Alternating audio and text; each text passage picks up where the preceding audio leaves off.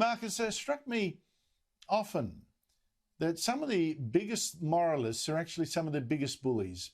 Now, I'll give you a new example, an alleged example. Meghan Markle, the runaway royal. She's now, obviously, with Prince Harry in Los Angeles, running a new business called Archewell. And its slogan is compassion in action. She's the Duchess of Compassion. On Sunday, they will now star in a documentary with Oprah Winfrey, complaining that the royal family treated them badly. But their own former communications secretary, back when they were still in Britain, complained 3 years ago that Meghan was the bully. She drove out 2 staff, undermined a third, complaints of emotional cruelty, humiliation, manipulation.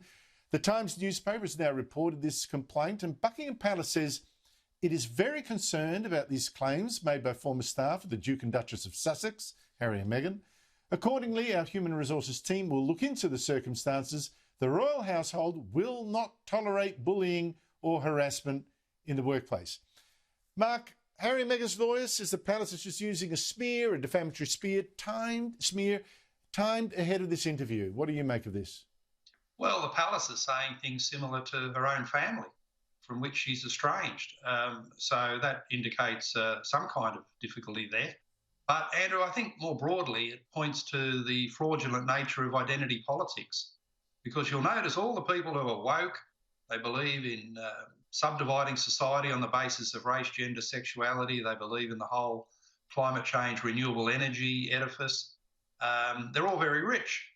They're all filthy rich. They're all very privileged. So they've got a big challenge ahead of them to prove that they're not really privileged, they're not wealthy and greedy or, capitalist pigs in the old language. They've got to create a new schema for what they would say is the real privilege that's out there. It's straight white men, most particularly white male privilege. So Meghan Markle, a woman of colour, can say, I'm not really privileged. It's straight white men, even those poor ones with no jobs living in public housing estates. They're the ones with privilege. So it gets her off the hook, even though, we've got these bullying allegations. And on climate change, she's jetting around the world. She lives in a place with 20 bedrooms, 10 bathrooms and a personal carbon footprint the size of Blacktown. So there's a lot of hypocrisy. They want to divert attention from their own privilege, and they've created a fake schema of privilege that quite remarkably is doing the trick. Well, let me give you a little excerpt from this interview that's going to be a bombshell on Sunday. Here she is, Meghan Markle, complaining to Oprah Winfrey yet again.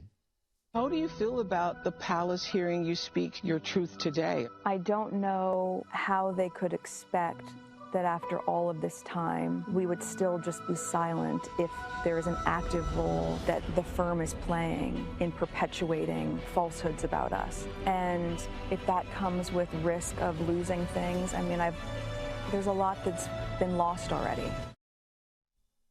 We'll do a post-mortem of all that on Monday with Brendan O'Neill. Mark Latham, I can't wait for this one, but thank you very much for your time, mate. Yeah, no, well, Meghan Markle, she's a huge victim, isn't she? Didn't it look like victimhood there on the palatial country estate in someo's mansion doing the interview?